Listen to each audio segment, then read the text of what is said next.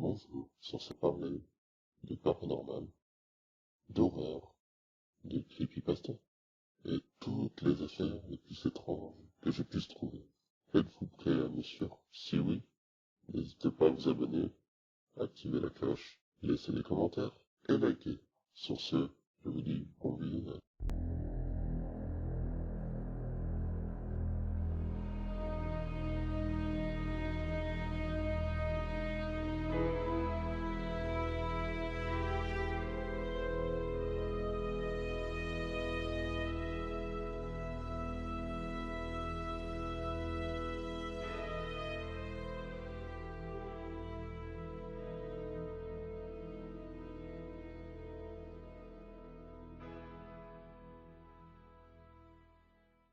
S'il existe un danger en spiritisme, c'est bien la planche de Ouija.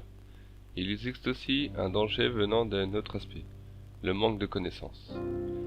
Et par voie de conséquence, des gens racontant tout et n'importe quoi à son sujet.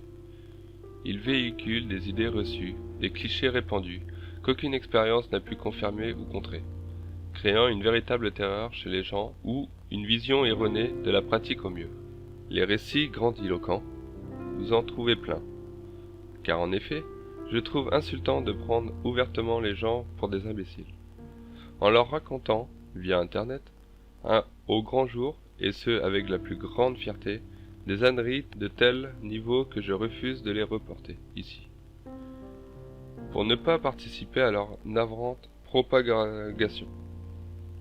Ces discours viennent de personnes ayant fait des séances ou non, et même des médiums voulant, au fond, davantage se faire passer pour des sauveurs de l'humanité, que pour des humains ayant pour simple but d'aider, que ce soit les vivants comme les morts.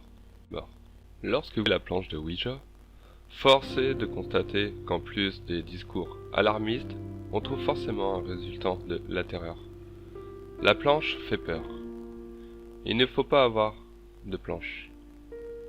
Or, c'est une planche, c'est tout. Rien de plus, rien de moins qu'une planche. Elle ne peut pas vous faire de mal, sauf si vous la prenez pour la coller sur le coin du nez de quelqu'un. Mais ce sera vous le responsable véritable du mal causé, pas la planche.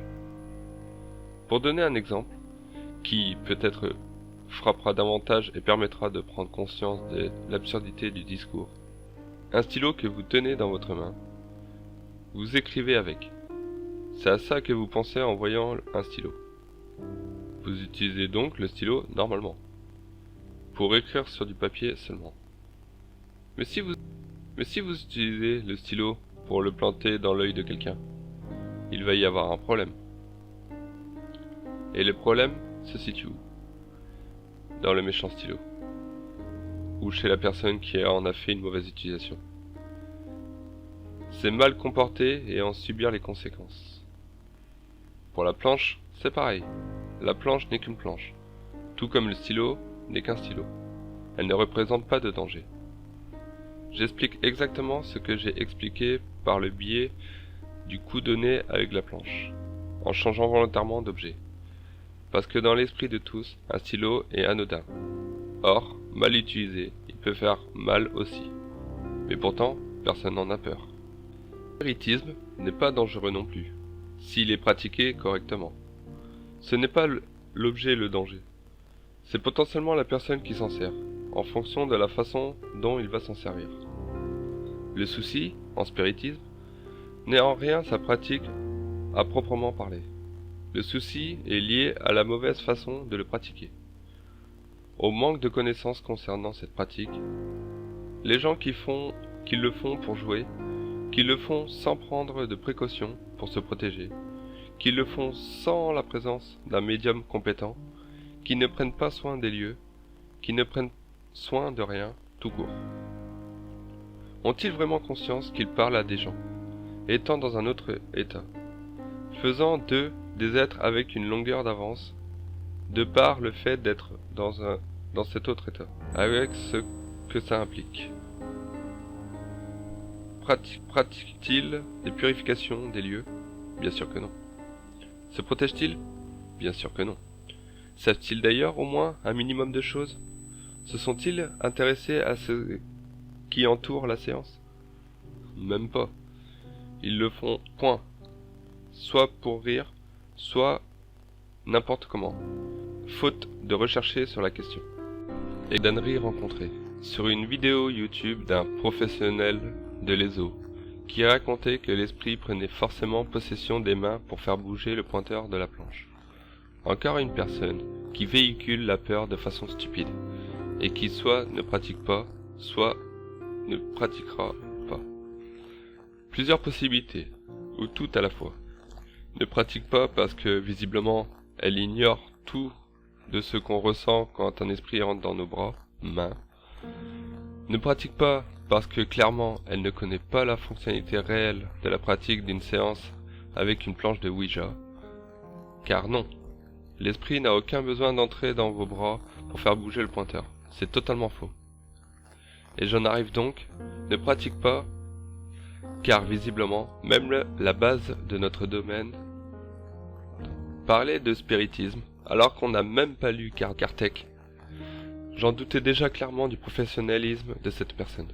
C'est encore pire aujourd'hui, et des professionnels comme elle, il y en a des tas, qui véhiculent n'importe quoi, font peur aux gens alors qu'ils n'ont aucune réalité pratique et connaissance.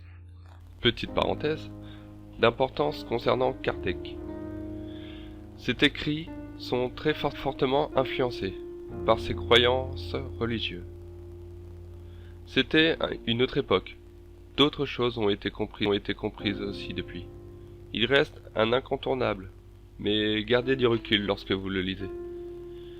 Le manque de connaissances pratiquées sans elle est une chose à ne pas faire. Pratiquer sans connaissance, sans avoir vécu une expérience réelle basée sur un vrai travail de fond, ne peut que vous faire du tort. Ce n'est d'ailleurs pas valable qu'en matière de spiritisme. C'est valable dans toute pratique ésotérique, même dans la vie de tous les jours. Il faut prendre la connaissance comme une porte qui ouvre sur du positif, qui vous évitera bien des ennuis. La médiumnité, les esprits, les outils à utiliser ou non, et pourquoi. Peu de gens font de vraies recherches sur ça, prennent une planche et appellent. Et il y a donc parfois des surprises désagréables, des soucis de hantise des lieux après, et parfois des manifestations violentes, qui ont pour seul et unique but d'effrayer et ça marche. Ils deviennent, eux, à leur maison, un terrain de jeu fantastique. Et bien sûr, ensuite on appelle un médium pour régler le problème. Donc non seulement ils se mettent en danger, mais mettent en danger d'autres personnes, aussi bien les personnes présentes, que le médium qui devra se coltiner le travail pour tout réparer derrière. La connaissance peut vous éviter ce genre de choses. Faire des recherches, apprendre avant de pratiquer, puis pratiquer dans les règles de l'art. Le fait d'être né dans ce milieu doit jouer certes, mais il n'empêche qu'il m'a fallu chercher aussi, apprendre, le monde des esprits, la médiumnité, même la connaissance de la nature humaine compte, et même primordial pour une raison simple. Les esprits que vous appelez sont des humains. Ils n'ont plus de corps, mais ils restent des humains. Ne pas s'intéresser donc à la nature humaine est une erreur aussi en matière de pratique spirit, puisque ça fait de l'appelant une personne qui ignore de façon totale à qui il parle. Que ce soit l'entité qui n'est en rien parfaitement vérifiable, que sa nature d'humain. Je le répète, non, la planche n'est pas un danger en elle-même. Non, le spiritisme n'est pas dangereux en lui-même.